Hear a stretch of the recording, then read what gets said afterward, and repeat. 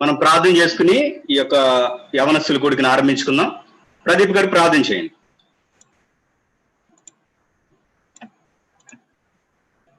ప్రేమగల తండ్రి, పరిశుద్ధమైన జీవముల ప్రభావ, నమ్మకమైన తండ్రి, నమ్మకత్వం బట్టి కృపను బట్టి మీకు స్తుతులు స్తోత్ర వందనాలు చెల్లించుకుంటున్నాం. దయగల దేవ, నమ్మకమైన ప్రభావ, మీరు మాకు అనుగ్రహించిన యూత్ మీటింగ్ కొరకే ఎంత వందనాలు స్తోత్రాలు. దయగల ప్రభావ, నమ్మకమైన తండ్రి, మీ దాచిన అభివృద్ధి గారు బలపరచండి ప్రభావ. మీ మాటలు నోట్లో ఉంచండి దేవా. ఎవరికి ఏ మాటలు అవసరమో ప్రభావ, మాటలు పరలోకంలోంచి నేరుగా మీరే విడుదల చేయండి ప్రభావ. మీ సన్నిధిని మాతో ఉంచండి. ఈ జూమ్ ద్వారా మరి యూట్యూబ్ లో ఎంతమంది అయితే వీక్షిస్తున్నారో వారందరికీ క్షేమం, ఆశీర్వాదము, దీవెన అనుగ్రహించము. వాక్యం ద్వారా మాట్లాడము, మనం తృప్తిపరచము. దయగల తండ్రి, ఇవ్వబడిన అంశము కొరకై స్తోత్రములు. మన దేవుని వాక్యం నిత్యము నిలిచిన మాట కొరకై స్తోత్రములు. దయగల ప్రభువ, నమ్మకమైన తండ్రి, మీ వాక్యాన్ని మేము గ్రహించగలిగిన మనసు దయచేయండి, లోబడే మనసు దయచేయండి, వాక్యం కలిగి చెవిని దయచేయండి, శ్రద్ధను దయచేయండి. మరి ప్రభువ, అనేకులు మరి సమయానికి అందుబాటులో రావడానికి సహాయపడండి. ఇంటర్నెట్ ద్వారా ఎటువంటి ఆటంకం లేకుండా కృప చూపించండి. ధారాళంగా మీ వాక్యం ఇంట్లో సహాయపడము, పాటల్లో కృప చూపించము. మీరే మహిమ పొందము. వందనాలు చెల్లించుకుంటూ మీ కృపాస్తాలు సమర్పించుకుంటూ మా ప్రభువును రక్షకుడైన యేసుక్రీస్తు వారి నామమున స్తుతించి ప్రార్థించి వేడుకుంటున్నాము తండ్రి. ఆమేన్. ఆమేన్. సామి,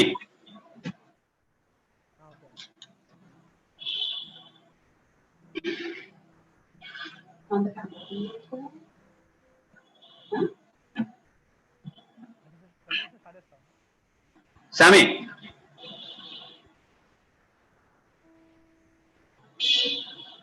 ప్రెజెంటేషన్ స్టార్ట్ చేస్తావా? ఓకే ఓకే, స్టార్ట్ చేసేది సామి. Standing on the promises of Christ my King, through eternal ages let his praises ring. Glory in the highest I will shout and sing. Standing on the promises of God.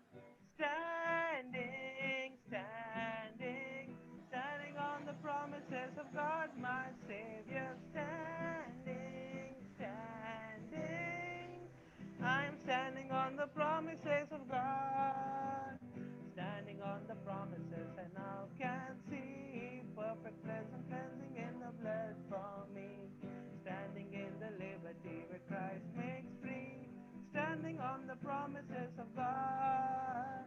Standing, standing, standing on the promises of God my Savior. Standing, standing, I'm standing on the promises of God. Standing on the promises I shall not fall. Listening every moment to the Spirit's call. Resting in my Savior as my all in all. Standing on the promises of God. Standing, standing, standing on the promises of God my Savior. Standing, standing, I'm standing on the promises of God.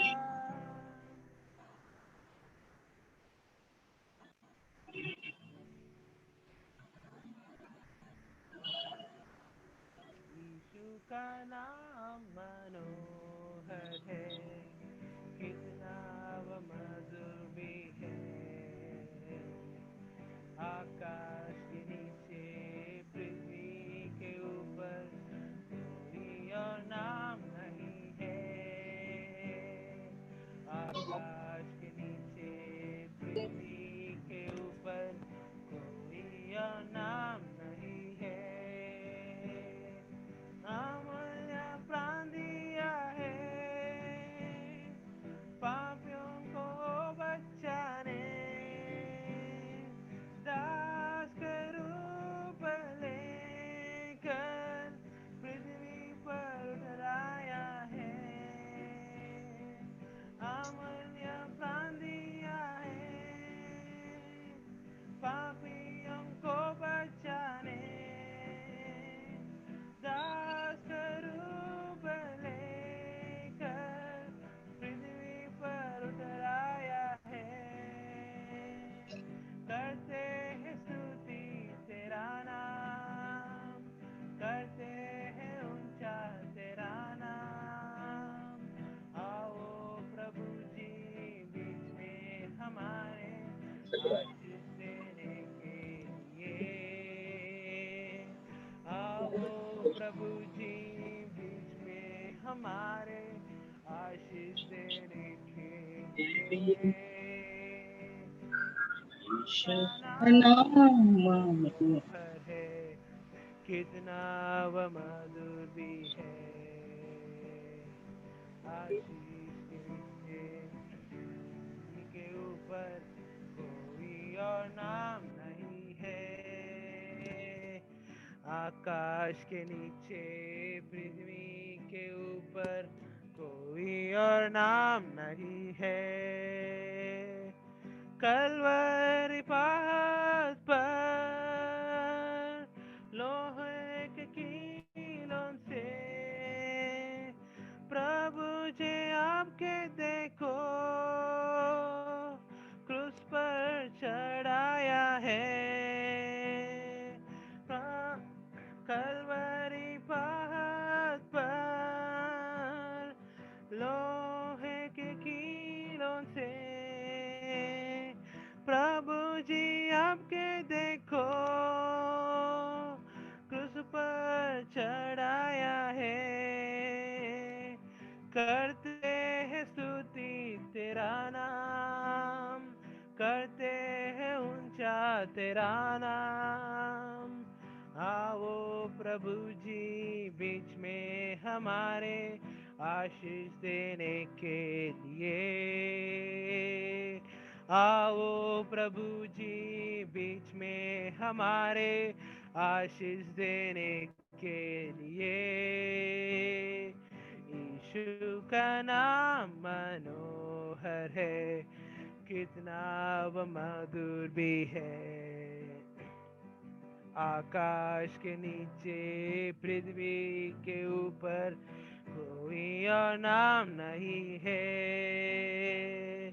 आकाश के नीचे पृथ्वी के ऊपर कोई और नाम नहीं है। संपूर्ण चंगाई हमें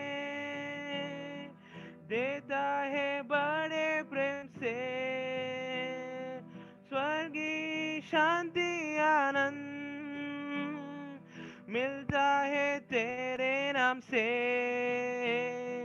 संपूर्ण चंगाई हमें देता है बड़े प्रेम से। स्वर्गीय शांति आनंद मिलता है तेरे नाम से।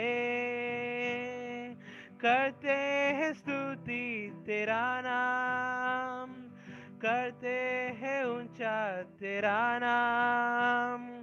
आओ प्रभु जी बीच में हमारे आशीष देने के लिए। आओ प्रभु जी बीच में हमारे आशीष देने के लिए।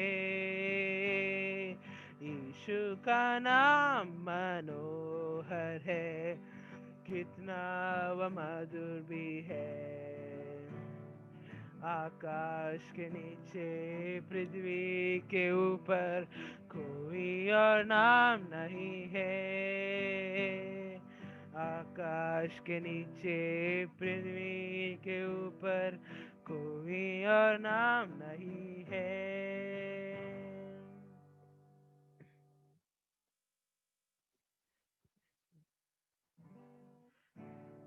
Sing them over again to me, wonderful words of life.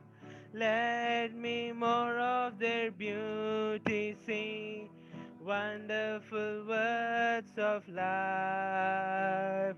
Words of life and beauty, teach me faith and duty. Beautiful words, wonderful words, wonderful words of life. Beautiful words, wonderful words, wonderful words of life. Christ the Blessed One gives to all wonderful words of life.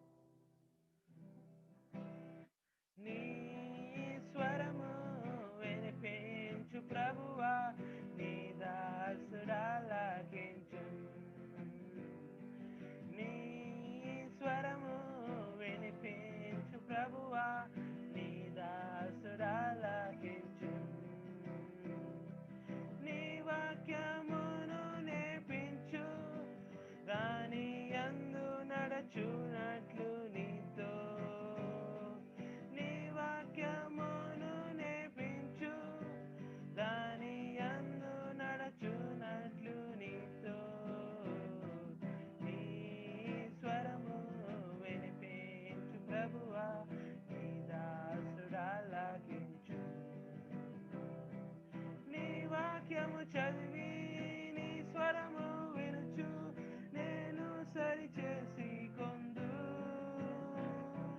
నీ వాక్యము చదివి నీ స్వరము వినుచు నేను సరిచేసి కొందు నీ మార్గములో నడచునట్లుగా నేర్పించుము ఎల్లప్పుడు నేర్పించుము ఎల్లప్పుడు నీ స్వరము వినిపించు ప్రభువా నీ దాసుడాలకించు నీ స్వరము వినిపించు ప్రభువా నీ దాసుడాలకించు నీ వాక్యము అగ్ని సుత్తే వంటిది అది రెండెంచలకుల ఖడ్గం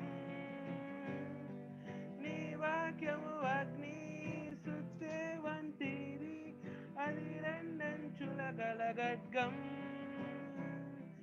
నీ వాక్యమేగా అద్భుతం నిజ స్వరూపమును చూపించున్ నిజ స్వరూపమును చూపించున్ నీ స్వరము వినిపించు ప్రభువా నీ దాసుడాలకించు నీ స్వరము వినిపించు ప్రభువా నీ దాసుడాలకించు నేర్చుకున్నాను నా శ్రమల ద్వారా నీ వాక్యమును ఎంతో నేర్చుకున్నాను నా శ్రమల ద్వారా నీ వాక్యమును ఎంతో నన్నుంచు ప్రభువా నీ విశ్వాసతలో నీ యందు నిలచునట్లుగా నీ యందు నిలచునట్లుగా నీ స్వరము వినిపించు ప్రభువా నీ దాసుడాలకించు నీ స్వరము వినిపించు ప్రభువా నీ దాసుడాలకించు నా హృదయములోని చెడు తలంపులను ఛేదించు నీ వాక్యము నా హృదయములోని చెడు తలంపులను ఛేదించు నీ వాక్యము నీ రూపమునకు మార్చుము నన్ను నీదు మహిమ కొరకేగా నీదు మహిమ కొరకేగా నీ స్వరము వినిపించు ప్రభువా నీ దాసుడాలకించు నీ స్వరము వినిపించు ప్రభువా నీ దాసుడాలకించు నీ వాక్యమును నేర్పించు దాని యందు నడుచునట్లు నీతో నీ వాక్యమును నేర్పించు దాని యందు నడుచునట్లు నీతో నీ స్వరము వినిపించు ప్రభువా నీ దాసుడాలకించు నీ స్వరము వినిపించు ప్రభువా నీ దాసుడాలకించు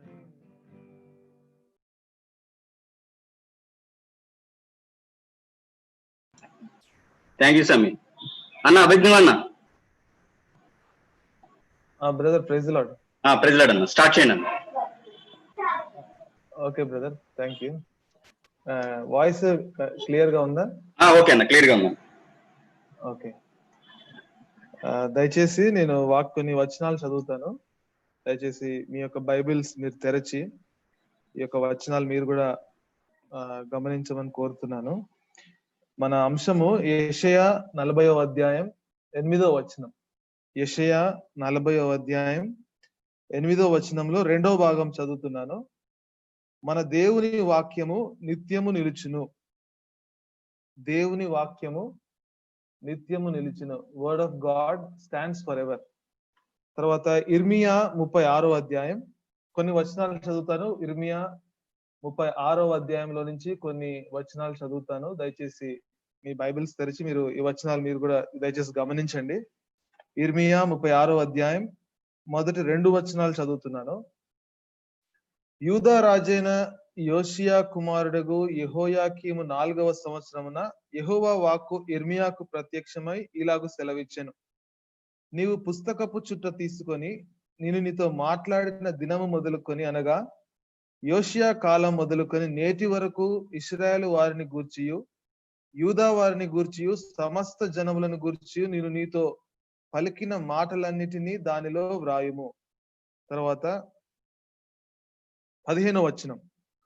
అతడు రాగా వారు నీవు కూర్చుండి మాకు వినిపింపమనగా బారూకు దాన్ని చదివి వినిపించెను.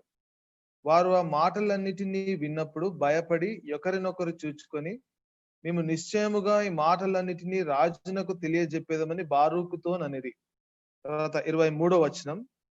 యెహూది 3-4 పుటలు చదివిన తరువాత రాజు చాకుతో దాన్ని కోసి కుంపటిలో వేయగా ఆ కుంపటిలోనున్న అగ్ని చేత అది బొత్తిగా కాలిపోయిన గాని రాజైనను ఈ మాటలన్నిటినీ వినిన ఇతని సేవకులలో ఎవరైనాను భయపడలేదు, తమ బట్టలు చింపుకొనలేదు. చివరిగా 28వ వచనం. ఇర్మియా 36వ అధ్యాయం, జెరెమయా 36:28. నీవు మరి ఒక గ్రంథము తీసుకొని యూదా రాజైన యెహోయాకీము కాల్చిన మొదటి గ్రంథములో వ్రాయబడిన మాటలన్నిటినీ దానిలో వ్రాయము. క్లుప్తంగా చిన్న ప్రార్థన చేసుకుందాం.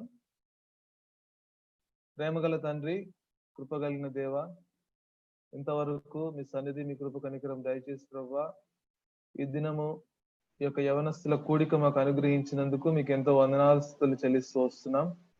ఈ యొక్క రెహబోత్ ప్రార్థన మందిరం పాలకుల్లో వారితో కూడా ప్రభా అక్కడ ఉన్న యవనస్తులతో కలిసి నేను కూడా ఈ యొక్క యూత్ మీటింగ్ లో పాల్పొందడానికి ఇచ్చిన అవకాశాన్ని బట్టి మీకు ఎంతో వందనాలు చెల్లిస్తున్నాం. పాటల ద్వారా మిమ్మల్ని స్తుతించడానికి, మిమ్మల్ని ఆరాధించడానికి మంచి పాటల సమయాన్ని కూడా మాకు అనుగ్రహించినందుకు మీకు ఎంతో వందనాలు చెల్లిస్తున్నాం. ప్రభా కొంత సమయము క్లుప్తంగా వాక్యం ధ్యానిస్తూనే ఉంటుండగా ప్రభా మీరే మీ కృప కనికరం దయచేయండి. అయోగ్యుడనైన నన్ను ప్రభా సిలువ చాటును మరుగుపరిచి మరి ఈ దినాలలో ప్రభా యవనస్తులకు ఏదైతే అవసరమో యవనస్తులుగా ప్రభా మరి యవనస్తులు ఏ విధంగా జీవించాలో, ప్రాముఖ్యంగా దేవుని వాక్యముతో ఏ విధంగా ఉండాలో ప్రభా, దేవుని వాక్యాన్ని ఏ విధంగా ధ్యానించాలి, చదవాలి, మరి అనేక ఒక 50-60 సంవత్సరాల క్రితం ఈ విధంగా దేవుని వాక్యము మాకు అందుబాటులో లేదు. అయితే ప్రభా ఈ దినం అయితే ఈ రోజు అయితే మాకు అందరికీ కూడా ఈ యొక్క బైబిల్ గ్రంథాన్ని మా చేతిలో ఉంచినాం. మీకు ఎంతో వందనాలు ప్రభా. మరి గడిపే కొద్ది సమయము మాకు ఇంటర్నెట్ వల్ల గాని, మా చుట్టుపక్కల గాని శబ్దాలు గాని, లేకపోతే ఇంకా ఏ విధమైన ఆటంకము, డిస్టర్బెన్సెస్ లేకుండా మీరే మాకు తోడుండి సహాయపడి మీ సన్నిధి, మీ కృప కనికరం దయచేయమని యేసు నామమున వేడుకుంటున్నాం తండ్రి, ఆమేన్. నేను స్క్రీన్ షేర్ చేస్తాను. సో మనం చదువుకున్న అంశం చూస్తే దేవుని వాక్యము నిత్యము నిలుచును. కాబట్టి ఈరోజు మరి దేవుని వాక్యము గురించి కొన్ని విషయాలు మనం ధ్యానిస్తాం. బ్రదర్ స్క్రీన్ షేర్ చేయడానికి ఎనేబుల్ చేస్తారా? ఓకే అన్న. సో ఈ దినాలలో మనం గమనిస్తే మరి యూట్యూబ్ లో, మరి ముఖ్యంగా ఈ దినాల్లో యూట్యూబ్ లో ఎంతో దేవుని వాక్యం మనకి అందుబాటులో ఉంది. దేవుని వాక్యం ఎంతగానో మనం చూసుకోవచ్చు, ధ్యానించవచ్చు, దేవుని వాక్యాన్ని వినొచ్చు. మనం బైబిల్ తెరచి మనము ఒక నిమిషం స్క్రీన్ షేర్ చేస్తాను. ఓకే. సో బైబిల్ మనము తెరవకుండానే మరి దేవుని వాక్యాన్ని ఎంతగానో మనము ధ్యానించే అవకాశము దేవుడు మనకి ఇచ్చాడు. ఈ సమయంలో లాక్డౌన్ ఉన్నప్పటికీ కూడా మరి దేవుని వాక్యాన్ని అంత అందుబాటులో మనకుంది. అదే సమయంలో మరి మనం గమనిస్తే దేవుని వాక్యాన్ని మరి వక్రీకరించే వాళ్ళు, మరి దేవుని వాక్యాన్ని తప్పుగా చెప్పే వాళ్ళు కూడా చాలా మంది ఉన్నారు ఈ దినాల్లో.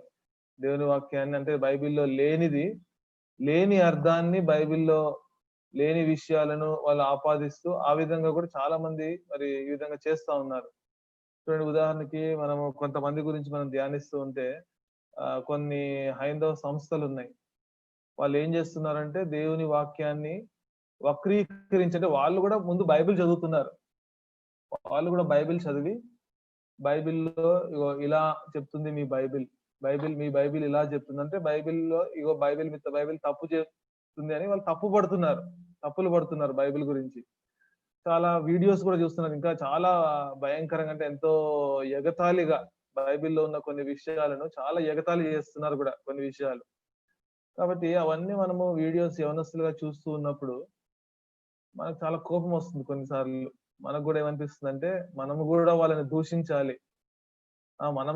నేను కూడా ఒక కౌంటర్ వీడియో చేసి చూపిస్తానని కూడా అనుకుంటున్నారు. మనం యూట్యూబ్ కామెంట్స్ చూస్తే అలాంటి వీడియోస్‌కి చాలా మంది మన యవనస్తులు ఏం చేస్తున్నారంటే కామెంట్స్ లో భయంకరమైన మాటలు రాయడము, అంటే క్రైస్తవులే యవనస్తులు. ఎందుకంటే ఆ ఆవేశం చూపించుకోవడానికి వాళ్ళు పెట్టిన వీడియోకి ఒక కౌంటర్ గా. కాబట్టి ఈ విధంగా చేస్తున్నారు. ఇంకొంతమంది ఏం చేస్తున్నారంటే నేను కూడా వాళ్ళ గ్రంథాలు ఏంటో చదివి నేను కూడా వాళ్ళకు కౌంటర్ పెడతాను అన్నట్లుగా అలా కూడా కొంతమంది ప్రయత్నం చేస్తున్నారు. మా మందిరంలో ఒక సహోదరుడు చెప్పాడు, ఇలాగే బైబిల్ని దూషిస్తూ ఒక వీడియో చూశాడంట. మీకు తెలుసు కదా, కొంతమంది శివశక్తి అని, కరుణాకర్ సుగుణ అని కొంతమంది ఉన్నారు ఇట్లా యూట్యూబ్ లో చూస్తా ఉంటే. అలాంటి వీడియో చూశాడంట. చూసిన తర్వాత అసలు ఒక 2 వారాలు, ఒక వారం రోజులు అసలు ఆయనకి ఏం చేసుకోలేకపోతున్నాడు. అంటే చాలా కోపం ఉంది, ఆవేశం ఉంది, పగ తీర్చుకోవాలనుకుంటున్నాడు. కానీ ఏం చేస్తాం, ఏం చేయలేం. కాబట్టి ఇప్పుడు అలాంటి వీడియోస్ చూస్తున్నప్పుడు మనకు చాలా ఆవేశం వస్తది. చూడండి, బైబిల్ అనేది అది ఎన్నో సంవత్సరాల నుంచి ఈ ప్రపంచంలో ఉంది. దేవుని వాక్యము నిత్యము నిలిచింది. బైబిల్ని నాశనం చేయాలని, బైబిల్ లేకుండా చేయాలని ఎంతో మంది చక్రవర్తులు, ఎంతో మంది రాజులు, బైబిల్లో ఉన్న పెద్ద పెద్ద అధ్యక్షులు, పెద్ద పెద్ద దేశాల అధ్యక్షులు చాలా మంది ప్రయత్నం చేశారు. అప్పుడే కాదు, ఇప్పటికి ఈ రోజుకి చేస్తున్నారు. ఈ రోజు కూడా మనం చూస్తే మీరు అక్కడక్కడ చూస్తుంటారు కదా న్యూస్ లో, గిడియన్స్ బైబిల్స్ కాల్ చేయడము, లేకపోతే బైబిల్ గ్రంథాన్ని చింపేయడము, మనం కరపత్రికలు ఇచ్చినప్పుడు అవి చింపేయడము. ముఖ్యంగా బైబిల్ మీద దాడి అది ఎప్పుడో జరిగేది కాదు, అంటే ఇప్పుడు జరుగుతున్నది కూడా కాదు. అది ఎన్నో సంవత్సరాల నుంచి జరుగుతా ఉంది, ఎన్నో శతాబ్దాల నుంచి. అయితే ఒక విషయం మనం గమనించాల్సింది ఏంటంటే, బైబిల్ గ్రంథంలో ఇప్పుడు మనం చదువుకున్నాం కదా ఇర్మియా 36వ అధ్యాయంలో, ఇక్కడ దేవుడు ఇర్మియాకి ఏం చెప్పాడంటే, ఇర్మియా నీకు కొన్ని మాటలు చెప్తాను, మరి ఇశ్రాయేలీలను హెచ్చరించాలి నువ్వు. కాబట్టి నువ్వేం చేయాలంటే నేను కొన్ని మాటలు చెప్తాను, ఆ మాటలు నువ్వు ఒక పుస్తకంలో రాసి, అక్కడ యెహోయాకీము ఉన్నాడు రాజు ఆ సమయంలో, ఆ యెహోయాకీముకి వినిపించాలి. అప్పుడు ఇర్మియా ఏం చేస్తాడంటే బారూకు అనే ఒక వ్యక్తిని పిలుస్తాడు. ఒక వ్యక్తిని పిలిచి నేను కొన్ని మాటలు చెప్తాను, దేవుడు నాకు చెప్పాడు ఇవి, కాబట్టి నువ్వు ఆ పుస్తకంలో రాసి నువ్వు రాజు దగ్గర వినిపించాలి అని చెప్తాడు. సో ఇర్మియా చెప్పిన మాటలన్నీ కూడా, డిక్టేట్ చేసిన మాటలన్నీ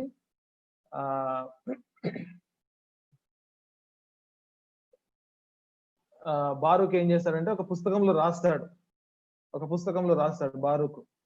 రాసి అక్కడికి వెళ్ళి రాజు దగ్గర, ఆ రాజు సమక్షంలో అందరు మంత్రులు, ఆ అంతఃపురంలో అందరు ఉంటారు కదా, సో వారి దగ్గరికి వెళ్ళి చదువుతాడు బారూక్. చదివిన వెంటనే వాళ్ళు ఏం చేస్తారంటే ఇది మాకు కాదు, రాజుకే చదివి వినిపిద్దాం అని మరలా బారూకుని పిలుస్తారు.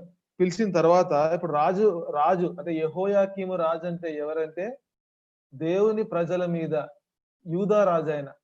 అంటే యూదా రాజు అంటే దేవుడు ఏర్పాటు, అంటే దేవుని ప్రజల మీద ఉన్న రాజు ఆయన యెహోయాకీము. కాబట్టి వారి మీద ఒక రాజు ఆయన ముందు ఈ పుస్తకం చదివితే చూడండి, ఇప్పుడు ఆ రాజు యొక్క రియాక్షన్ ఎలా ఉందో చూడండి. 23వ వచనంలో, జెర్మయా 36:23, ఇర్మియా 36:23. యెహూది 3-4 పుటలు చదివిన తరువాత రాజు చాకుతో దాన్ని కోసి కుంపటిలో వేయగా ఆ కుంపటిలోనున్న అగ్ని చేత అది బొత్తిగా కాలిపోయెను గాని రాజైనను ఈ మాటలన్నిటినీ వినిన అతని సేవకులలో ఎవరైనాను భయపడలేదు, తమ బట్టలు చింపుకొనలేదు. అంటే ఇక్కడ దేవుని మాటలు చదివి వినిపిస్తే ఆ పుస్తకాన్ని యెహోయాకీము రాజు, యూదా రాజు ఏం చేశాడు, దాన్ని కత్తితో కోసి దాన్ని కాల్చి పారేశాడు. అంతేకాదు వాళ్ళకి అసలు కొంచెం కూడా అంటే అంత భయం గాని బట్టలు చింపుకోలేదంట. అంటే వాళ్ళకి భయం ఏం లేదు, ఏం అనిపించలేదు. అయ్యో ఒక దేవుడిచ్చిన దేవుడి మాటలున్న గ్రంథాన్ని కత్తితో కోసాము, కాల్ చేసాము అని. అంటే ఇక్కడ నేను చెప్పాలనుకున్న విషయం ఏంటంటే, ఈ రోజుల్లో మనము ఈ శివశక్తి అని హిందూ మత ఛాందసవాదులు వీళ్ళందరూ బైబిల్ గ్రంథాన్ని కాలుస్తున్నారు, ఇది చేస్తున్నారు, అది చేస్తున్నారు అనుకుంటున్నాం కదా. బైబిల్ గ్రంథంలో దేవుని మాటలు ఉన్న గ్రంథాన్ని కాల్చింది ఎవరంటే దేవుని ప్రజల మీద ఉన్న రాజే, యూదా రాజే కాల్చాడు. కాబట్టి ఇప్పుడు ఏదో అన్యజనులు ఏదో చేస్తున్నారని మనం ఏదో పెద్ద ఆవేశపడాల్సిన అవసరం లేదు. ఎందుకంటే చరిత్ర వెనకాలకెళ్ళి చూస్తే ఆ చరిత్రలో మరి చాలా మంది రాజులు గాని, చాలా మంది ఈ విధంగా చక్రవర్తులు గాని, అంటే క్రైస్తవ దేశాలని చెప్పుకున్న వాళ్ళే ఈ బైబిల్ గ్రంథాన్ని బ్యాన్ చేయాలని ప్రయత్నం చేశారు. చూడండి చరిత్ర చూస్తే 500 క్రీస్తు శకం నుంచి 1500 క్రీస్తు శకం, 500 AD to 1500 AD. This was called as the dark age, చీకటి కాలము, చీకటి యుగం అని అనేవాళ్ళు అనమాట. ఎందుకు దీన్ని చీకటి కాలము, చీకటి యుగం అని అనేవాళ్ళంటే ఆ దినాలలో చర్చ్ అధికారంలో ఉంది, సంఘం అధికారంలో ఉంది.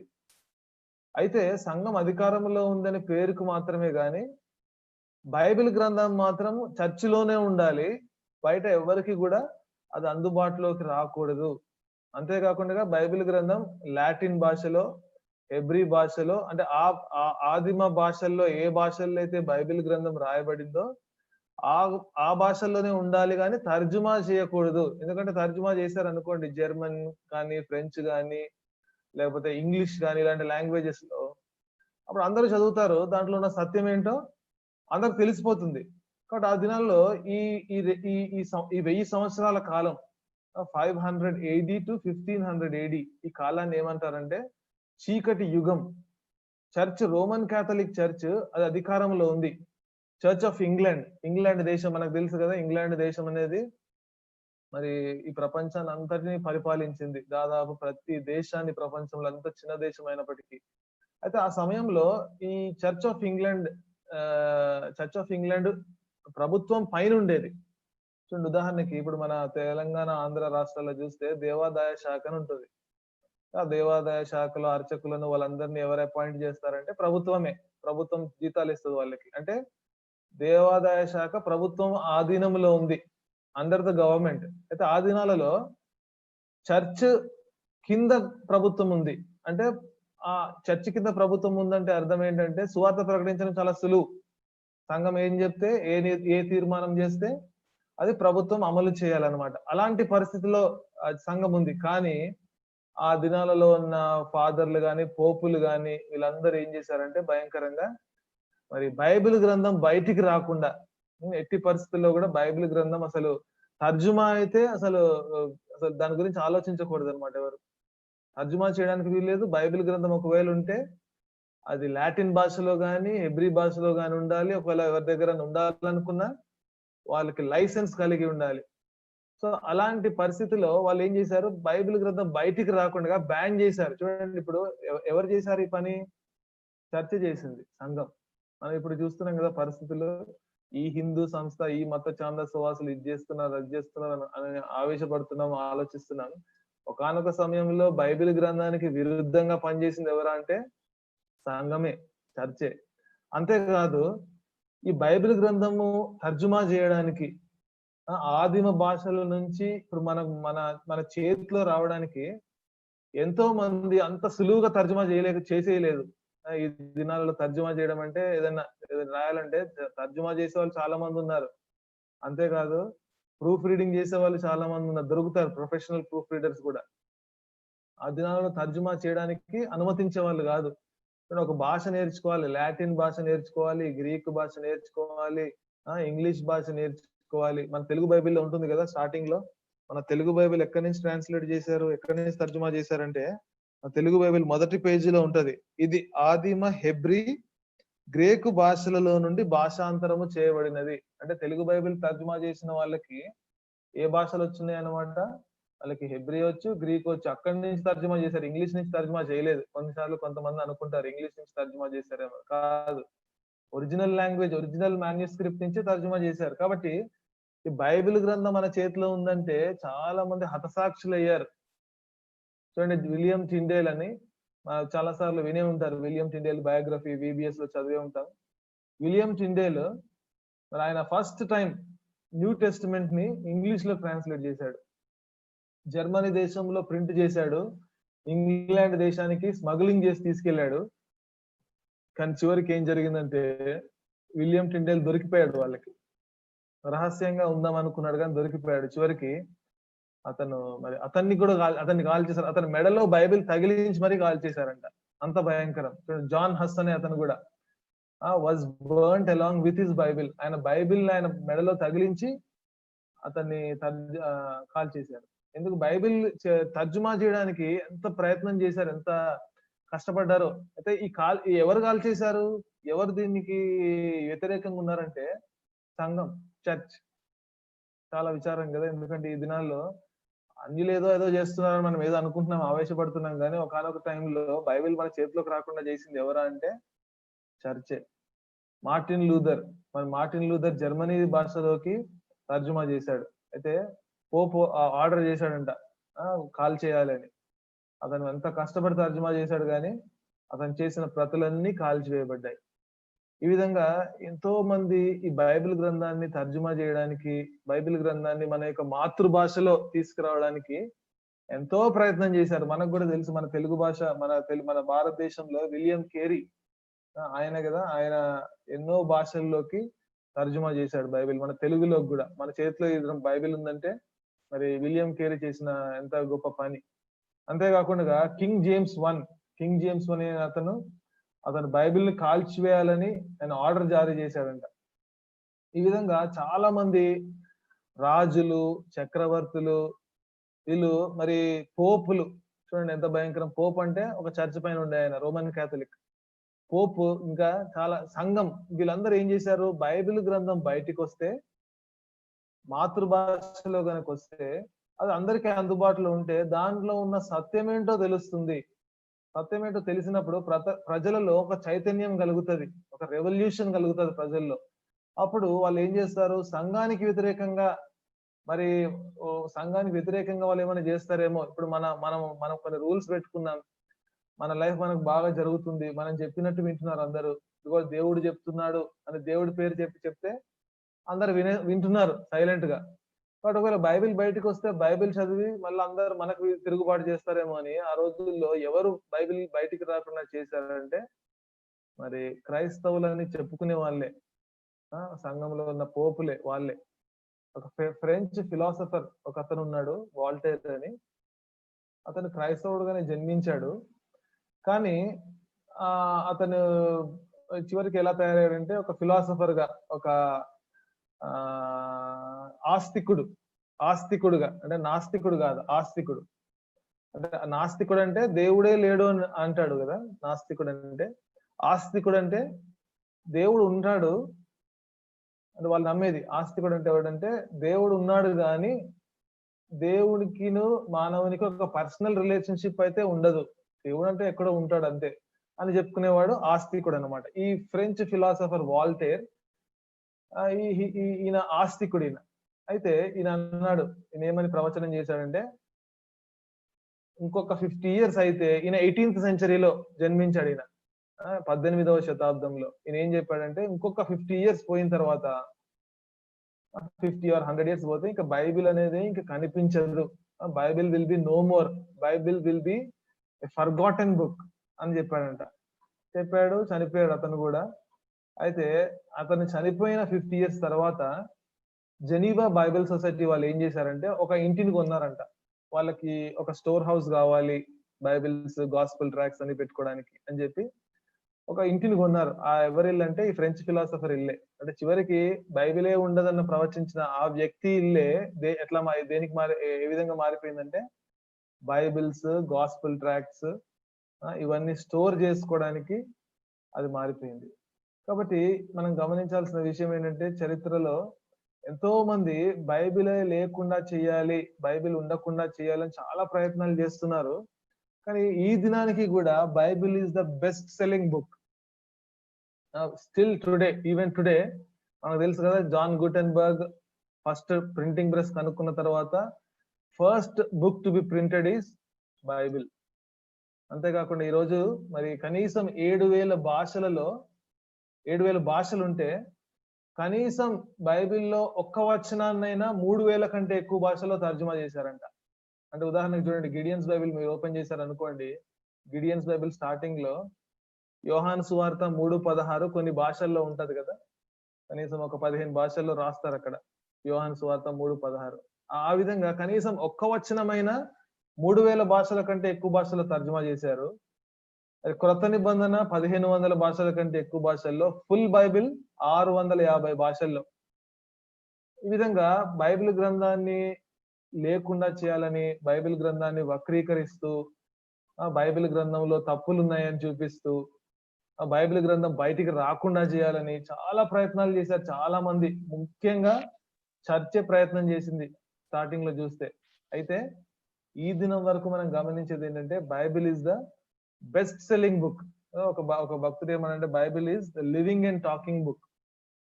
బైబిల్ మాట్లాడే పుస్తకం. చూడండి, when you are reading the Bible is reading you. నువ్వు బైబిల్ చదువుతుంటే బైబిల్ నిన్ను కూడా చదువుతుంది. When you're searching the Bible is searching you. When you're examining the Bible examines you. కాబట్టి బైబిల్ గ్రంథము ఈ విధంగా అది జీవించే, ఎందుకంటే జీవం ఉంది ఆ మాటల్లో. అంటే ఏదో పుస్తకం లాగా మనకు ప్రింట్ అయ్యి ఈ బైబిల్ గ్రంథం మన చేతిలో ఉంది, కానీ ఈ మాటల్లో జీవం ఉంది. అంటే మహా అంటే ఇప్పుడు కాల్ చేశారు అనుకోండి బైబిల్ గ్రంథాన్ని, కాల్ చేస్తే ఏం కాల్చగలరు? జస్ట్ ఈ పేజెస్ మాత్రమే కాల్చగలరు, అంతే. జస్ట్ ఈ పేజెస్ మాత్రమే కాల్చగలరు. ఎందుకంటే బైబిల్ అది జీవించే పుస్తకం. It's a living book, it's a talking book. Bible is the best selling. చూడండి, ఒక 90s లో, లేట్ 90s లో, 97 ఆ టైంలో హ్యారీ పాటర్ అని ఒక సిరీస్ వచ్చింది. అది చాలా చిన్న పిల్లలు, యవనస్తులు ఎక్కువ చదివేవాళ్ళు, హ్యారీ పాటర్ అని. ఆ హ్యారీ పాటర్ అనేది కూడా జేకే రౌలింగ్ అనే ఆథర్, ఆమె బ్రిటిష్ ఆమె. అది దాదాపు 70 లాంగ్వేజెస్ లో తర్జుమా చేశారంట అది. ఇంకా ఆమె ఒక సిరీస్ తర్వాత ఇంకో సిరీస్ రిలీజ్ చేస్తా ఉంది జేకే రౌలింగ్. ఒక టైంకి వచ్చేసరికి అనుకున్నారు బహుశా ఇది బైబిల్ ని బీట్ చేస్తుందేమో, ఎందుకంటే ఇప్పటికే 80 లాంగ్వేజ్ లో ట్రాన్స్లేషన్ అయిపోయింది. ఒక మూవీ కూడా తీశారు, రిలీజ్ అయింది. అది జస్ట్ ఊహాజనితమైంది అంతే, కల్పనా కథ అంతే, ఫిక్షన్. నిజంగా జరిగింది కదా ఆమె రాసిందంతా. కానీ చాలా యవనస్తులు, పిల్లలు చాలా ఆసక్తిగా చదివేవాళ్ళు. 97 లో ప్రారంభించింది మొదటి పుస్తకం, 2007లో చివరి పుస్తకం రాసింది. ఇంకా అంతవరకే 10 సంవత్సరాల పాటు బాగా అనుకున్నారు కొంతమంది, బహుశా బైబిల్ ని బీట్ చేస్తుందా ఏంటి అని. కానీ 10 years తర్వాత తను ఇంక రాయలేదు. ఇంకా ఇదే చివరి పుస్తకం అని 2007లో చెప్పేసింది తను. అంటే బైబిల్ ని బీట్ చేయాలంటే, అంటే Bible is the best selling book, దానికంటే ఎక్కువ అంటే ప్రపంచంలో ఎక్కడ లేదు, that is impossible. But Bible గ్రంథాన్ని కాల్చడము, చంపడము, చింపడము, బ్యాన్ చేయడము, ఈ విధంగా చాలా చేస్తున్నారు. ఎంత చేస్తున్నారో ఒకటి మనం గమనించాల్సింది ఏంటంటే Bible is the best selling book, Bible is the living book, Bible is the talking book. కాబట్టి దాని గురించి, వాళ్ళ గురించి మనం అంత ఆవేశపడాల్సిన అవసరం లేదు. మనం చేయాల్సింది ఏంటంటే బైబిల్ గ్రంథాన్ని బాగా చదవడం, అంతే. దినాల్లో నేను కూడా భగవద్గీత చదివి నేను కూడా ఒక కౌంటర్ వీడియో చేస్తా అంటున్నాడు ఒక సహోదరుడు. నేను కూడా మను ధర్మశాస్త్రం చదివి నేను కూడా ఒక కౌంటర్ వీడియో ఇస్తా, వాళ్ళు ఎట్లా చెప్తున్నారు అలా చెప్తారని నేను చెప్పాను. ఆల్రెడీ కొంతమంది ఉన్నారు కౌంటర్ వీడియోలు ఇచ్చేవాళ్ళు. వాళ్ళు ఏం చేస్తున్నారు, వాళ్ళు హిందూ మతం అంటే ఒకప్పుడు హిందువుగా పుట్టి ఆ హిందువులో బాగా వాళ్ళ గ్రంథాలన్నీ చదివి మళ్ళీ క్రైస్తవ్యంలో రక్షణ పొందిన వాళ్ళు ఉన్నారు కదా, వాళ్ళు ఏం చేస్తున్నారంటే చక్కగా ఏదో ఆవేశంలో మాట్లాడకుండా, చూడండి హిందూ గ్రంథాల్లో ఇలా ఉంది, మీ గ్రంథంలో ఇలా ఉంది అని, మా గ్రంథంలో ఇలా ఉందని వాళ్ళు చక్కగా కౌంటర్ చేస్తున్నారు. కాబట్టి కౌంటర్ వీడియోలు ఇచ్చే వాళ్ళు కొంతమంది ఉన్నారు క్రైస్తవ్యంలోనే. సో మంచి పనే చేస్తున్నారు, ఆవేశంగా చేయకుండా చక్కగా ఉన్నట్టుగా చెప్తున్నారు. కాబట్టి మనకు అవసరం లేదు ఇప్పుడు. ఒకవేళ మీకు ఇప్పటి వరకు ఆ గ్రంథాలే చదవకపోతే ఇప్పుడు దయచేసి ఎవరు కూడా ప్రయత్నం చేయొద్దు. ఒకవేళ ఈ గ్రూప్ లో కూడా ఎవరైనా ఉంటే, ఎందుకంటే దేవుడు మనకు జీవవాక్యాన్ని ఇచ్చాడు, దీన్ని మనం ధ్యానిస్తాం. దీన్ని ఇంకా ఎక్కువగా ధ్యానించి ఇంకా దీని నుంచి ఎక్కువ విషయాలు తెలుసుకునే ప్రయత్నం చేద్దాం. వేరే వాళ్ళు ఏదో చేస్తున్నారు, బైబిల్ లేకుండా చేస్తున్నారు, ఆవేశపడాల్సిన అవసరమే లేదు. కాబట్టి ముగించే ముందు క్లుప్తంగా ఒక 5 విషయాలు దేవుని వాక్యం గురించి, దేవుని వాక్యం యొక్క క్యారెక్టర్ గురించి క్లుప్తంగా ఒక 5 విషయాలు నేను చెప్పి నేను ముగిస్తాను. మొట్టమొదటిగా, గాడ్స్ వర్డ్ ఈజ్ ఇన్ఫాలిబుల్. దేవుని వాక్యము పొరపాటు పడనిది. అంటే దేవుని వాక్యము పొరపాటు పడే అవకాశమే లేదు. చూడండి, కీర్తన 19వ అధ్యాయం, కీర్తన 19వ అధ్యాయం 7వ వచనం చదువుతాను. కీర్తన 19:7, యెహోవా నియమించిన ధర్మశాస్త్రము యథార్థమైనది. కింగ్ జేమ్స్ వర్షన్ లో ఏమనుందంటే, law of the Lord is perfect. దేవుని వాక్యము పొరపాటు పడనిది, ఇన్కాపబుల్ ఆఫ్ ఎర్రర్. ఇన్ఫాలిబుల్ అనే వర్డ్ కి అర్థం ఏంటంటే ఇన్కాపబుల్ ఆఫ్ ఎర్రర్, అంటే పొరపాటు పడే అవకాశమే లేదన్నమాట. అంటే ఉదాహరణకి ఒక ఉదాహరణ చెప్తాను. ఉదాహరణకి ఇప్పుడు ఒక ఫిజికల్లీ హ్యాండిక్యాప్డ్ పర్సన్ ఉన్నాడు అనుకోండి. అంటే అతనికి చేతులు లేవు, కాళ్ళు లేవు, ఏం చేయలేడు. అయితే అతను ఒక కార్ డ్రైవింగ్ చేస్తూ యాక్సిడెంట్ చేశాడు అంటే నమ్మగలమా మనం? Physically handicapped person car driving accident చేశాడు, అతను కార్ డ్రైవింగ్ చేశాడు అంటే నమ్మగలమా? నమ్మలేం. అంటే ఆ విధంగా అంటే బైబిల్లో పొరపాటు పడనిది, అసలు పొరపాటు ఉండే అవకాశమే అసలు లేదు బైబిల్ గ్రంథం. కాబట్టి what ever Bible says anything, Bible దేని గురించి అయినా సరే, మనిషి గురించి కానీ, వివాహం గురించి కానీ, లేకపోతే బైబిల్లో ఏ టాపిక్ అయినా తీసుకోండి మీరు, ఏదైనా సరే దాంట్లో పొరపాట్లు పడే అవకాశమే లేదు. Incapable of error. కాబట్టి బైబిల్లో పొరపాట్లు చూస్తున్నారు, వెతుకుతున్నారు కదా. కాబట్టి ఒక విషయం మనం గమనించాల్సింది ఏంటంటే, దేవుని యొక్క వాక్యము అది యథార్థమైనది. Law of the Lord is perfect. It is perfect. కాబట్టి దేవుని వాక్యము అది పరిపూర్ణమైనది. It is perfect. దాంట్లో ఇంకా పొరపాట్లు అనేవి అసలు అవకాశమే లేదు, దొరికే అవకాశమే లేదనమాట. ఒకవేళ నువ్వు పొరపాటు ఎతకాలనే ప్రయత్నం చేస్తే, ఒక భక్తుడు ఈ విధంగా మీరు వినుంటారు కదా, ఆర్ఆర్కే మూర్తి అని ఒక దైవజనుడు ఉన్నాడు. ఆయన అన్నాడు, బైబిల్లో పొరపాట్లు కనుక్కుందామని బైబిల్ చదివాడంట. అయితే తన పొరపాట్లు బైబిల్ చూపించిందంట. కాబట్టి బైబిల్లో పొరపాట్లు ఏముండవు. It's incapable of error. So first thing is God's word is infallible. రెండవది, గాడ్స్ వర్డ్ ఈజ్ ఇనరెంట్. అంటే బైబిల్ గ్రంథం పొరపాటు లేనిది, పొరపాటు పడనిది. తేడా గమనించండి. అంటే పొరపాటు పడే అవకాశమే లేదు. రెండవది, it is free from error. అంటే పొరపాట్లే ఉండవు. చూడండి, సామెతలు 30వ అధ్యాయం, సామెతలు 30వ అధ్యాయం 5వ వచనం. దేవుని మాటలన్నీ పుటము పెట్టబడినవే. దేవుని వాక్యము it is pure, every word is pure. King James version లో మాట ఉంది. దాంట్లో పొరపాట్లు ఉండే అవకాశమే లేదు, అసలు కొంచెం కూడా అసలు ఛాన్సే లేదనమాట. మనం ఎంత ప్రయత్నం అయినా చేయండి, మన పొరపాట్లే కనబడతాయి, కానీ బైబిల్ గ్రంథంలో పొరపాట్లు కనబడవు. ఉదాహరణకి చూడండి, మనం ఏదైనా ఒక బుక్ తీసుకుంటే, మనం బుక్ చదువుతున్నప్పుడు కొన్ని మిస్టేక్స్ వస్తాయి, కొన్ని ప్రింటింగ్ మిస్టేక్స్ ఉంటాయి, కొన్ని పొరపాటుగా టైప్ చేసినవి టైపోస్ ఉంటాయి. ఈ విధంగా ఈ ప్రపంచంలో మీరు ఏ పుస్తకం అన్నా, ఏ టెక్స్ట్ అన్నా తీసుకోండి, ఎక్కడో చోట మిస్టేక్ ఉంటుంది. చూడండి, మా మందిరం, నా ఎగ్జాంపుల్ ఒకటి చెప్తాను నేను. మా మందిరంలో ఏదైనా ప్రత్యేక కూడికలు కానీ, యూత్ రిట్రీట్లు కానీ, విబిఎస్లు కానీ అయితే నాకు ఒక పని చెప్తారు అనమాట. సాంగ్ షీట్ ప్రింట్ చేసుకురా బ్రదర్ అని చెప్తారు. ఈ పాటలు లేకపోతే హ్యాండ్ బిల్స్ ప్రింట్ చేసుకురా అని చెప్తారు. సో నేనేం చేస్తానంటే, డిటిపి వాడి దగ్గరికి వెళ్ళి అవన్నీ డీటెయిల్స్ ఇచ్చి టైప్ చేసి ఇచ్చిన తర్వాత ఒకసారి చెక్ చేస్తాం, ప్రూఫ్ రీడింగ్ చేస్తాం. నేను ఒక్కడనే చేయకుండా ఒకళ్ళు 2-3 చేపిస్తా. చేపించిన తర్వాత మళ్ళీ కరెక్షన్ చేసి ఫైనల్ గా ప్రింటింగ్ తీపిస్తాం.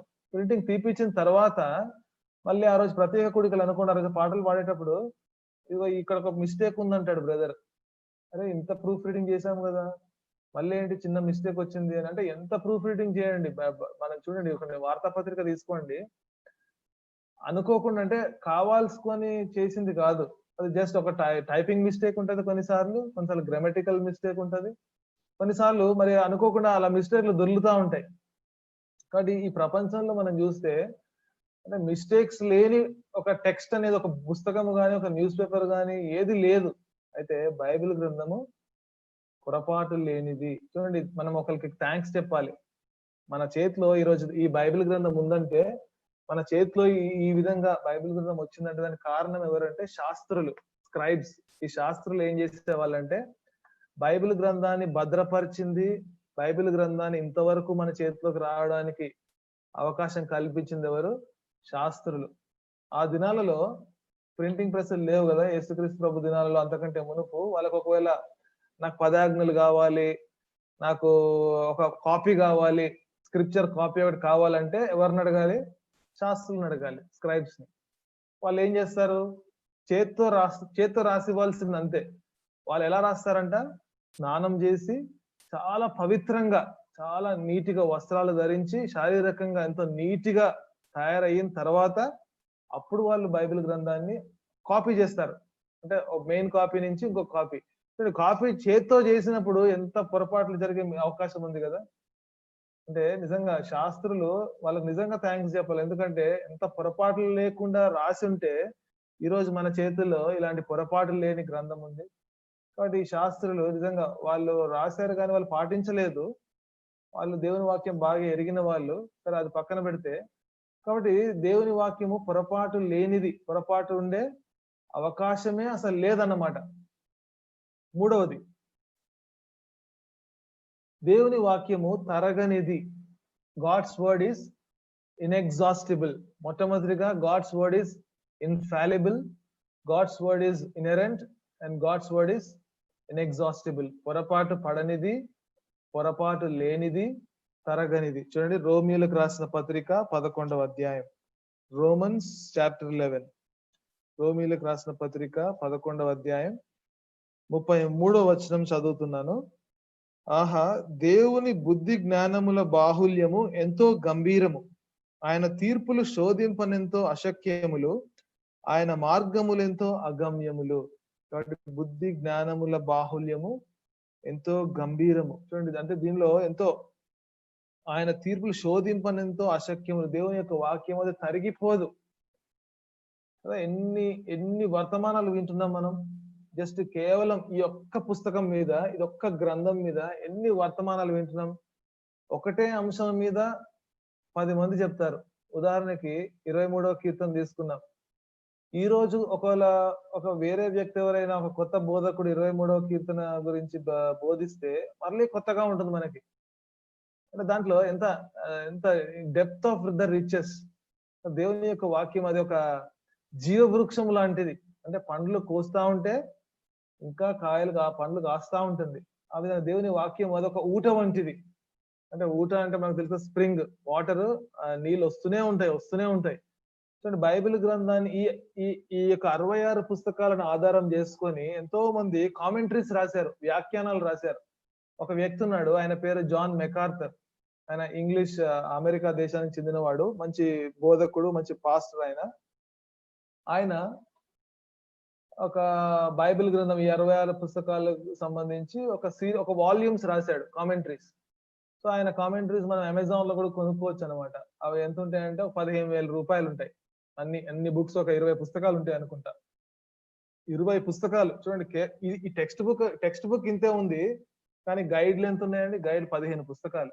మనం చదువుకునే విషయంలో కూడా టెక్స్ట్ బుక్ ఇంతే ఉంటది. టెక్స్ట్ బుక్ 100 పేజీలే ఉంటది, కానీ దానికి సంబంధించిన స్టడీ మెటీరియల్, దానికి సంబంధించిన గైడ్స్ ఎన్నెన్నో పుస్తకాలు రాస్తారు.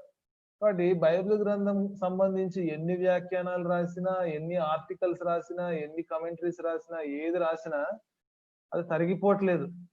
అది ఇది ఒక దేవుని వాక్యము, అది తరగనిది. It's like a spring, it's like a tree of life. ఇంత శతాబ్దాల తరబడి ఎంతో మంది ఎన్ని వర్తమానాలు ఇస్తున్నారు.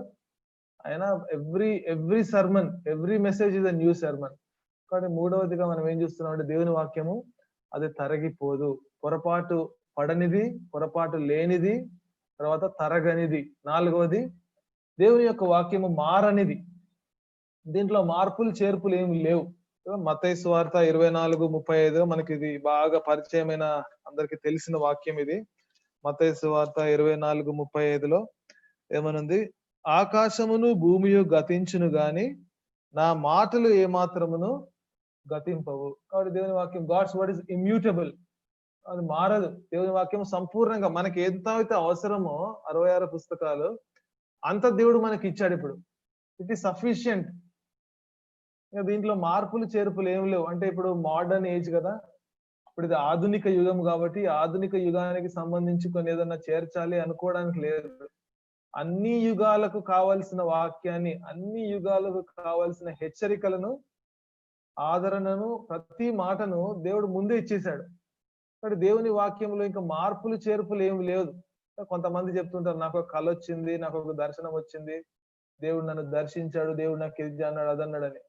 ఏది చెప్పినా సరే అది దేవుని వాక్యానుసారంగా, అంటే ఈ 66 పుస్తకాల్లో ఏదైతే ఉందో అదే చెప్పాలి నీకు దేవుడు. దానికంటే వేరేది ఒకవేళ నీకు చెప్పండి, నీకు వచ్చింది అనుకోండి, అది వాక్యానికి విరుద్ధమైంది. గాడ్స్ వర్డ్ ఈస్ మారనిది, దట్ ఈస్ ఇమ్యూటబుల్. దాంట్లో మార్పులు చేర్పులు ఏమి లేవు. మనకి ఈ మాట బాగా తెలుసు కదా, ప్రకటన 22, 18, 19లో ఏమనుంది, ఒకవేళ ఈ వాక్యంలో ఏదైనా చేరిస్తే ఏమవుతుందంట, ఈ ప్రవచన గ్రంథమందు వాక్యంలో ఏదైనా తీసివేసిన యెడల దేవుడు ఈ గ్రంథములో వ్రాయబడిన జీవవృక్షంలోను పరిశుద్ధ పట్టణంలోను వానికి పాలు లేకుండా చేయను. ఈ సంగతులని తర్వాత ఈ గ్రంథమందు ప్రవచన వాక్యం విని ప్రతివాడును ఎవడైనాను వీటితో మరి ఏదైనా కలిపిన యెడల ఈ గ్రంథములో వ్రాయబడిన తెగుళ్ళు దేవుడు వానికి కలగజేయను. కాబట్టి దేవుని వాక్యంలో మార్పులు ఏమి లేవు. ఒకవేళ దాంట్లో ఏమైనా జత చేస్తే ఈ తెగులు, ఈ గ్రంథంలో ఉండే తెగుళ్ళని మనకు వస్తాయంట. ఏదైనా తీసివేస్తే ఆ జీవ గ్రంథంలో నుంచి మన పేరు తీసేస్తారంట. అయితే ఇక్కడ మనకు ఒక డౌట్ రావచ్చు, దేవుని వాక్యం మారది అంటున్నారు కదా, అయితే ఇంగ్లీష్ బైబిల్లో ఎందుకు అన్ని వర్షన్స్ వచ్చాయి? ఇంగ్లీష్ బైబిల్లో కింగ్ జేమ్స్ వర్షన్ ఒకటి ఉంటే అయిపోతుంది కదా. చూడండి, వేరే ఏ భాషల్లో కూడా అన్ని వర్షన్స్ ఉండవు. తెలుగులో చూస్తే తెలుగులో 2 వర్షన్స్ ఉన్నాయి. ఒకటేమో మనం చదువుకునే బైబిల్, ఇంకొక బైబిల్ ఏంటంటే మామూలు అది ఈజీ టు రీడ్ వర్షన్ అని ఒకటి ఉంది ఇంగ్లీష్, తెలుగులో కూడా. అంటే సులువుగా మా అర్థం అవ్వడానికి కొన్ని పదాలు మనకి కొన్ని అర్థం కావు తెలుగు భాష వచ్చిన వాళ్ళకి కూడా, తెలుగు బైబిల్. బట్ సులువుగా మాట్లాడడానికి ఉండే బైబిల్ కూడా ఒకటి ఉంది తెలుగులో. తెలుగులో 2 వర్షన్స్ ఉన్నాయి.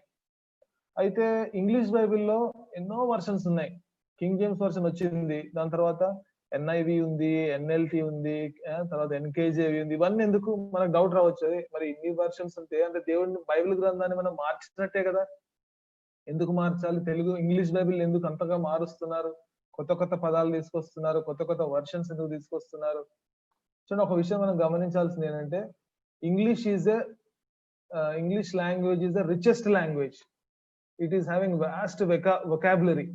ఇంగ్లీష్ భాష చాలా, దాంట్లో ఉన్నన్ని పదాలు వేరే ఏ భాషలో లేవు. ఇంగ్లీష్ భాషలో ఉన్నన్ని పదాలు. దానికి కారణం ఏంటంటే, ఇంగ్లీష్ భాషలో ఉన్న పదాలు అనేక భాషల నుంచి అరువు తెచ్చుకున్న పదాలు. ఇంగ్లీష్ భాషలో లాటిన్ పదాలు ఉంటాయి, గ్రీక్ పదాలు ఉంటాయి, తర్వాత జర్మన్ పదాలు ఉంటాయి, ఫ్రెంచ్ పదాలు ఉంటాయి, స్పానిష్ పదాలు ఉంటాయి, అంతెందుకు సాంస్క్రిట్ పదాలు కూడా ఉంటాయి. చూడండి, ఒకానొక టైంలో చూడండి, గురు అనే మాట అది సంస్కృత మాట, అది గురు. అయితే ఇప్పుడు ఆక్స్ఫర్డ్ డిక్షనరీ వాళ్ళు, ఆక్స్ఫర్డ్ వాళ్ళు ఏం చేశారు, it is an English word guru. తర్వాత అవతార్ తెలుగులో అవతారం అంటాం కదా, ఇంగ్లీష్ సాంస్క్రిట్ లో అవతార్ అంటారు. అవతార్ అనేది సాంస్క్రిట్ పదము, కానీ ఇప్పుడు అది ఇంగ్లీష్ పదం. అంటే ఆ విధంగా English language is an evolving language. అంటే దాంట్లో కొత్త కొత్త పదాలు చేరుస్తా ఉంటారు ఈ కేంబ్రిడ్జ్, ఆక్స్ఫర్డ్ యూనివర్సిటీ వాళ్ళు. కాబట్టి ఈ కొత్త కొత్త పదాలు వస్తున్నాయి. ఆ విధంగా ఇంగ్లీష్ భాషలో కూడా ఏం చేస్తున్నారు అంటే, ఇంకా దగ్గరగా మీనింగ్ వచ్చేటట్టుగా చూసి కొత్త కొత్త వర్షన్స్ వస్తున్నాయి. అయితే ఇక్కడ మనం ఒక విషయాన్ని గమనించాలి. ఏ తర్జుమా అయినా సరే ఎక్కడి నుంచి చేయాలంటే ఒరిజినల్ మాన్యుస్క్రిప్ట్ నుంచే తర్జుమా చేయాలి. అంటే బైబిల్ మొట్టమొదటిగా ఏ భాషలో రాశారు? గ్రీక్, హెబ్రీ భాషలో రాశారు. మన తెలుగు బైబిల్లో మొదటి పేజీలో ఉంటుంది కదా, గ్రీక్, హెబ్రూ. కాబట్టి ఏ లాంగ్వేజ్ అయినా, NLT అయినా, HCSB అయినా, NAV అయినా, NAB అయినా, KJV అయినా, ఏ తర్జుమా అయినా ఒరిజినల్ మాన్యుస్క్రిప్ట్ అంటే గ్రీక్, హిబ్రూ నుంచి మాత్రమే తర్జుమా చేయాలి. ఇక్కడ మనం ఒక విషయాన్ని గమనించాల్సింది ఏంటంటే, బైబిల్ మారనిది అంటే అర్థం ఏంటంటే ఒరిజినల్ మాన్యుస్క్రిప్ట్ మార్చకూడదు. ఒరిజినల్ మాన్యుస్క్రిప్ట్ ఉంది చూసారా గ్రీక్ హెబ్రిలో, దాన్ని మార్చకూడదు, దాన్ని మార్చడానికి వీల్లేదు. అక్కడి నుంచి కొత్త కొత్త పదాలు వస్తున్నాయి కాబట్టి కొత్త కొత్త తర్జుమాలు వస్తున్నాయి. కాబట్టి 4వది మనం ఏం చూస్తున్నామంటే గాడ్స్ వర్డ్ ఈజ్ ఇమ్యూటబుల్, దేవుని యొక్క వాక్యము మారనిది. 5వదిగా చివరిగా గాడ్స్ వర్డ్ ఈజ్ ఇన్ఫ్లుయెన్షియల్, దేవుని వాక్యము ప్రభావవంతమైనది. యెషయా 55:10, యెషయా 55:10 10వ వచనం, 11వ వచనం చదువుతాను చూడండి. 11వ వచనం, 10వ వచనం చివరి లైన్ నుంచి చదువుతున్నాను. యెషయా 55వ అధ్యాయం 10వ వచనం చివరి నుంచి. అలాగే నా నోట నుండి వచ్చు వచనమును ఉండును, నిష్ఫలముగా నా యొద్దకు మరలక అది నాకు అనుకూలమైన దాన్ని నెరవేర్చును, నేను పంపిన కార్యమును సఫలము చేయును. దేవుని యొక్క వాక్యము దేవుని నోట్లో నుంచి బయటికి వచ్చిన తర్వాత దేవుని యొక్క వాక్యము తన పని ముగించి మరలా దేవుని యొద్దకు చేరుతుందంట. అంటే దేవునికి అనుకూలమైన దానిని నెరవేర్చి తర్వాత దేవుని యొద్దకు వస్తుందంట. చూడండి అక్కడ ఏమనుంది 11వ వచనంలో స్టార్టింగ్ లో, నిష్ఫలముగా నా యొద్దకు మరలక. అంటే ఏదో ఊరికనే అలా దేవుడు మాట్లాడు. మనం మాట్లాడేటప్పుడు మనం ఎట్లా మాట్లాడుతుంటాం, కొన్ని మాటలు సరదాగా అన్నాను, లేకపోతే జోక్ గా అన్నాను, ఊరికే అన్నాను, అట్లా నోట్లో నుంచి వచ్చేసింది, అలవాట్లో వచ్చేసింది. అట్లా కొన్ని మాటలు మనకి అలవాటు ప్రకారంగా కొన్ని అట్లా అనేస్తుంటాం, నోట్లో నుంచి వచ్చేస్తుంటాయి. దేవుని వాక్యం అట్లాంటిది కాదు. దేవుని నోట్లో నుంచి వచ్చే మాట నిష్ఫలముగా సరదాగా ఊరికనే అలవాటు ప్రకారంగా అన్నది కాదు. దేవుడు ఒక మాట చెప్పాడంటే ఆయన అనుకూలమైన దాన్ని అది నెరవేర్చిన తర్వాతే మళ్ళీ దేవుని దగ్గరికి వెళ్తుంది అనమాట. అంటే God's word is influential, God's word is effective. మనం మాట్లాడే క్యాజువల్ మాటలు లాంటిది కాదు, ఇట్ ఈస్ పవర్ఫుల్. అది జీవితాలను అది ప్రభావితం చేస్తుంది. దేవుని యొక్క వాక్యం హెబ్రీలో ఉంది కదా 4:12లో, అది 2 అంచుల ఖడ్గము లాంటిది. కాబట్టి దేవుని యొక్క వాక్యము మరి అది ప్రభావితం చూపిస్తుంది మన జీవితాలలో, అది పనిచేస్తుంది. ఏదో ఊరికేనే ఉండేది కాదు దేవుని వాక్యం, సరదాగా చదువుకునేది కాదు. ఒక వార్తాపత్రిక చదివినట్టుగా, న్యూస్ పేపర్ చదివాం అనుకోండి, ఏదో అలా చదివేస్తాం అంతే, చదివేసి వదిలేస్తాం, దాన్ని పక్కన పెట్టేస్తాం. అలాంటిది కాదు. దేవుని వాక్యం మనం చదివామంటే అది మనలో అది పనిచేస్తుంది. దాని యొక్క ప్రభావము, దాని యొక్క శక్తి, ఒకవేళ మనలో ఏదైనా చెడు ఉంటే అది కడుగుతుంది. దేవుని వాక్యం చదువుతా ఉంటే కొన్నిసార్లు మనకు అర్థం కాకపోవచ్చు, కానీ అనేక మంది దైవజనులు చెప్తా ఉంటారు, దేవుని వాక్యాన్ని బాగా చదవండి, సిస్టమేటిక్ గా చదవండి. ఒక సహోదరుడు ఉన్నాడు. ఆ సహోదరుడు బైబిల్ గ్రంథం మొదలు పెడితే అతను ఏం చేస్తాడంటే, ఒక అధ్యాయం మొదలుపెట్టి ఒక గ్రంథం మొదలు పెట్టాడు అనుకోండి, ఉదాహరణకి ఆదికాండం మొదలు పెడతానంట, వన్ సిట్టింగ్ లో 50 అధ్యాయాలు కంప్లీట్ చేస్తారంట. అంటే ఒక సిట్టింగ్ ఒకసారి కూర్చున్నాడంటే ఒకసారి ఆ బుక్ అయిపోవాలి. అంటే దేవుని వాక్యం అర్థం కాకపోయినా ఎందుకు చదవాలి అంటే, మనలో ఉన్న మలినాన్ని, మనలో ఉన్న మస్టుని, మనలో ఉన్న ఆ యొక్క అనవసరమైనవంతా అది క్లీన్ చేస్తుంది అనమాట. కాబట్టి దేవుని వాక్యము అది ప్రభావవంతమైనది. It is influential. It is not just like a newspaper, లేకపోతే ఏదో సరదాగా మాట్లాడుకునే మాటలు కాదు. కాబట్టి 5 విషయాలు మనం జ్ఞాపకం ఉంచుకుందాం. దేవుని యొక్క వాక్యము పొరపాటు పడనిది. దేవుని యొక్క వాక్యంలో పొరపాట్లు ఏం లేవు. It is free from error. దేవుని యొక్క వాక్యము పొరపాటు లేనిది, తరగనిది, తరిగిపోదు. ఎన్ని శతాబ్దాలు, ఎన్ని సంవత్సరాలైనా, ఎంత మంది ఇదే వాక్యం మీద, ఇదే గ్రంథం మీద ఎన్ని వర్తమానాలు ఇచ్చినా అది తరిగిపోదు. దేవుని వాక్యము మారనిది. ఇంట్లో మార్పులు చేర్పులు ఏం లేవు. అంటే ఒరిజినల్ మాన్యుస్క్రిప్ట్ లో మార్పులు ఏమి ఉండవు. ఒకవేళ కొత్త తర్జుమా రావచ్చేమో, అంటే మనకి ఇంకా సులువుగా అర్థం కావడానికి ఒక తర్జుమా తీసుకొస్తారేమో, కానీ ఆదిమ భాషలో ఏదైతే రాయబడిందో, ఈ ప్రవక్తలు వీళ్ళందరూ 40 మంది కంటే ఎక్కువ మంది రాశారు కదా బైబిల్ గ్రంథాన్ని, అది మా దాంట్లో మార్పులు ఉండవు. 5వది దేవుని యొక్క వాక్యము ప్రభావవంతమైనది. అది మనలో ప్రభావాన్ని చూపిస్తుంది. కాబట్టి ఈ 5 విషయాలు మనం జ్ఞాపకం చేసుకుందాం. ఎందుకంటే ఈ దినాల్లో దేవుని యొక్క వాక్యాన్ని తప్పుగా బోధించే వాళ్ళు అన్ని జనులు కాదు, అన్ని జనులు పక్కన పెట్టేసేయండి. ఈ శివశక్తి, కరుణాకర్ సుగ్గున, లేకపోతే రకరకాల మందిని చూస్తున్నాం కదా, వాళ్ళందరినీ పక్కన పెట్టేయండి. దేవుని మందిరాలలోనే చాలా మంది బోధకులు దేవుని యొక్క వాక్యాన్ని, దాంట్లో ఉన్న అర్థాన్ని చెప్పకుండా వాళ్ళకి అనుకూలంగా దేవుని యొక్క వాక్యాన్ని మలుచుకుంటున్నారు. వినేవాళ్ళు కూడా, ముఖ్యంగా యవనస్తులు కూడా దాన్ని పాటిస్తున్నారు, ఫాలో చేస్తున్నారు. ఎందుకంటే అది వాళ్ళకి బాగుంది కాబట్టి. అంటే నిజంగా దేవుని వాక్యంలో ఏముంది, దేవుని వాక్యం అసలు ఏం చెప్తుంది అనేది ఒకసారి క్రాస్ వెరిఫై చేసుకోవట్లేదు, ఒకసారి పరీక్షించుకోవట్లేదు. మనకు తెలుసు కదా, అపోస్తల కార్యములు 18వ అధ్యాయంలో బెరియా అనే పట్టణానికి అపోస్తలుడైన పౌలు వెళ్ళాడు. వెళ్తే అక్కడ అపోస్తలుడైన పౌలు బర్నబా బోధిస్తుంటేనంట వాళ్ళు ఏం చేసేవాళ్ళంట, అలాగ ఉన్నదో లేదో పరీక్షించుకునే వాళ్ళంట. బెరియాలో ఉన్న సంఘస్థులు, బెరియాలో ఉన్న విశ్వాసులు.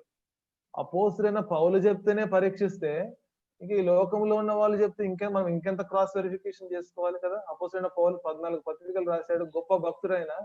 ఆయన చెప్పే వర్తమానాలనే వాళ్ళు పరీక్షించేవాళ్ళు. కాబట్టి ఈ దినాలలో మనకి అన్ని అందుబాటులో ఉన్నాయి కాబట్టి చాలా మంది చదవడానికి ఎక్కువ ఇష్టం చూపించట్లేదు. ఎందుకంటే వినడానికి ఆడియో బైబిల్ ఉంది, చూడడానికి యూట్యూబ్ ఉంది, వాక్యం ఉంది, ఎవరో ఒకరు చెప్తా ఉన్నారు. కాబట్టి ఆ విధంగా చూస్తూ వింటూ అలవాటు పడిపోతున్నాం. కాబట్టి దేవుని యొక్క వాక్యాన్ని బాగా మనమే పర్సనల్ గా ఇంట్రెస్ట్ తీసుకొని ఒక సిస్టమేటిక్ గా, ఇది చాలా ప్రాముఖ్యం, దేవుని యొక్క వాక్యాన్ని సిస్టమేటిక్ గా ధ్యానించడం, ఒక సిస్టమేటిక్ గా చదువుకోవడం అందరికీ ఉన్న అలవాటు. ఉదయకాలం పాత నిబంధన, సాయంకాలం కొత్త నిబంధన, కొంతమందికి ఏమో మధ్యాహ్నం సామెతలు. ఈ విధంగా అంటే ఒక సిస్టమేటిక్ గా మనం చదవాలి.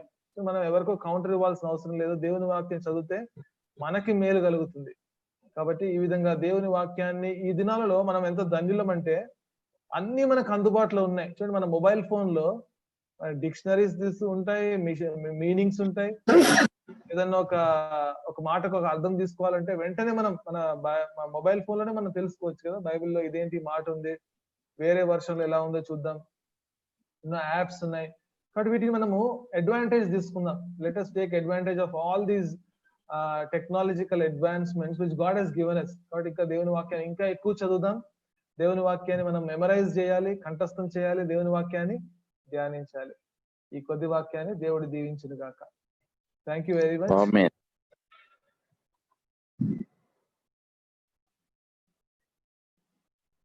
Okay brother Manish, over to you. Uncle prayer చేయండి. అంకుల్ అనౌన్స్మెంట్ చెప్పి ప్రేయర్ చేయండి.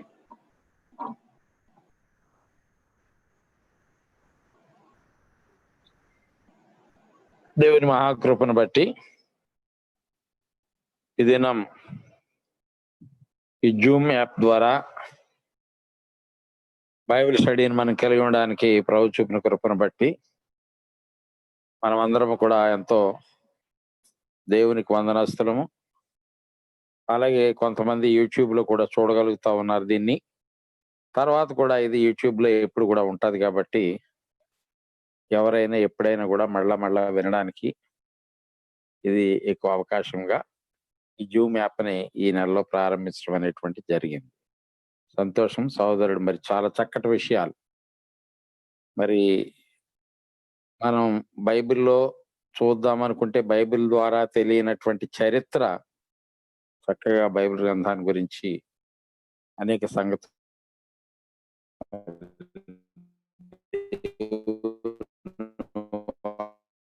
ఎంత దేవుని వాక్యం అనేటువంటి సంగతులను మనకు వివరించినారు. అందుని బట్టి ప్రభువుని స్తుతిస్తూ రహబోత్ పక్షంగా సహోదరునికి మనందరి పక్షంగా వందనాలు తెలియజేస్తా ఉన్నాను.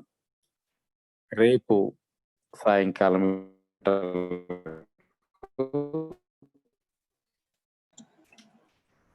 మనకు మందిరం ప్రార్థన కూడుకుంటుంది.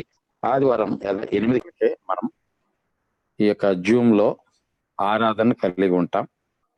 దయచేసి ప్రార్థించండి బలహీనలుగా ఉన్నటువంటి వారి కొరకు, అలాగే ఈ కోవిడ్ పరిస్థితుల కొరకు కూడా. అనేక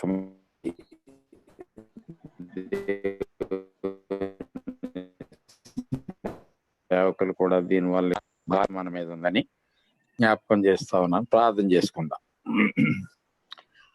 మహోన్నతుడైన మా తండ్రి, మమ్మల్ని మిక్కిలిగా ప్రేమించిన మా ప్రియమైన ప్రభువా, నీ పరిశుద్ధ నామమునకు వందనములు స్తోత్రములు చెల్లిస్తా ఉన్నాం.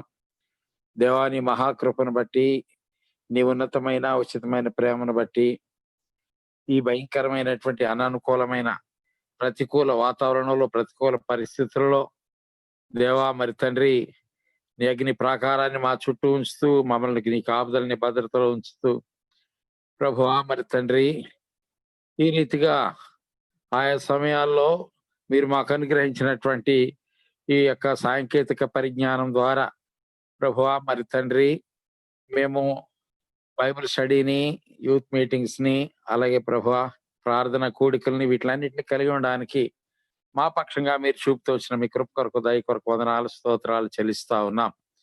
ఈ దినం ప్రభువా యూత్ మీటింగ్ ని ప్రభువా మరి తీసుకున్నటువంటి మా ప్రియ సహోదరుని బట్టి నీకు వందనములు. ఆయన పరిచర్యలో నాయనా తండ్రి మీ సహాయం అనుగ్రహిస్తున్నామని ప్రార్థిస్తా ఉన్నాను. ఆయన మా కొరకు వెచ్చించినటువంటి సమయానికి ప్రభువా మరి తండ్రి తగినటువంటి ఆశీర్వాదాలు ప్రభువా ఆయనకు రావలసినటువంటి ప్రతిఫలం మీరు అనుగ్రహించగలని దేవుడు అని ఎరిగి నిన్ను స్తుతిస్తా ఉన్నాం. దేవా ఈ సమయంలో దగ్గర దూరం ఆయా ప్రాంతాల నుండి దేవా మరి తండ్రి ఈ యొక్క జూమ్ మీట్ లోకి వచ్చినటువంటి మా ప్రియులందరి కొరకు వందనములు. యూట్యూబ్ లో ఉండి కూడా కొంతమంది ప్రభా దీన్ని ప్రభా తిలకిస్తా ఉన్నారు. వారి కొరకును నీకు వందనములు, స్తోత్రములు. అవును ప్రభా, మేము ఏదో వాదనల కొరకు లేక ఏదో మేము మాట్లాడాలి చెప్పాలి అనేటువంటి ఉద్దేశం కాక నీ చిత్తానుకూలంగా మీరు ఏది అనుమతిస్తే మీ అనుమతిని బట్టి ప్రభువా ఈ లోకంలో మా యాత్ర జీవితాలలో మా దినాలను కొనసాగించట్లో మీ సహాయాన్ని దయచేయండి. ఏది ఏమైనా నీ వాక్య శక్తిని కలిగి వాక్యానికి విధేయులుగాను నీకు నమ్మకస్తులుగాను బ్రతకడానికి నీ కృపను దయచేసి రమ్మని ప్రార్థిస్తున్నాను. ఆయా తావుల్లో నీ సేవకులు బలహీనులుగా ఉన్నారు. ఈ కోవిడ్ చేత ఇబ్బంది పడతా ఉన్నారు.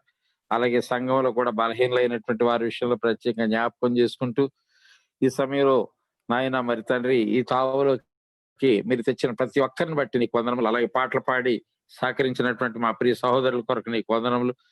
ప్రియ బిడ్డలందరినీ కూడా నీ బలమైన హస్తాలకు అప్పచెప్పుకుంటూ దీని కొరకు ప్రయాసపడుతున్నటువంటి మా యవనస్తులైనటువంటి బిడ్డల కొరకు ప్రభువా నాయన దీనికి సిద్ధపాటు చేస్తున్నటువంటి మునేషు, అలాగే ప్రభువా తనకు ఇంకా నువ్వు ప్రభావ మరి సహకారులుగా ఉన్న మా ప్రియులందరి కొరకు నీకే వందనములు, స్తోత్రములు చెల్లిస్తూ రెహబోతును నీ ప్రత్యేకంగా ప్రభువా నాయన నీ దయగలిగిన కృపగలిగిన హస్తాలకు అప్పచెప్తూ ప్రభువును రక్షకుడైన యేసుక్రీస్తు వారి పరిశుద్ధ నామమున నాయన రేపు జరిగే ప్రార్థన కూడికలోను ఆదివారం ఆరాధనలోను నీ కనికరం నీ కృపను చూపి మమ్మల్ని సిద్ధపరుస్తురమ్మని స్తుతించి ప్రార్థించి వేడుకుంటున్నాము తండ్రి.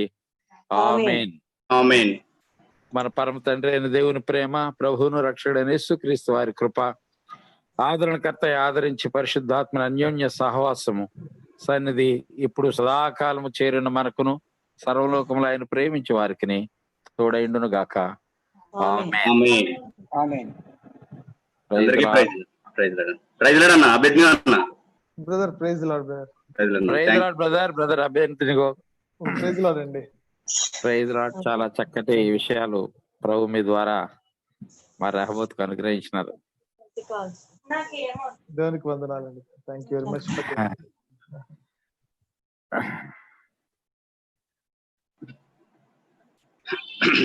Praise lord.